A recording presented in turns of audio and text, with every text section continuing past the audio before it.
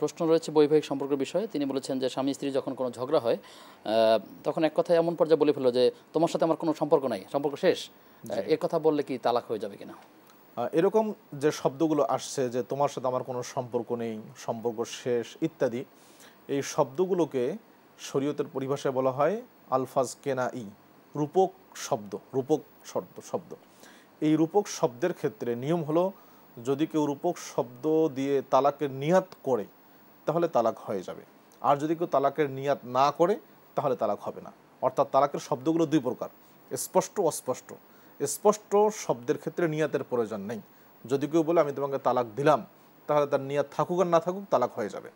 আর যদি কেউ এমন শব্দ বলে যেমনটি আপনি বললেন যে তোমার সাথে আমার সম্পর্ক শেষ ইত্যাদি, এই শব্দগুলো হলো রূপক শব্দ, অস্পষ্ট শব্দ। এই শব্দের মাধ্যমে যদি উনি তালাকের নিয়াত করেন তাহলে তালাক হবে, না হলে তালাক হবে না।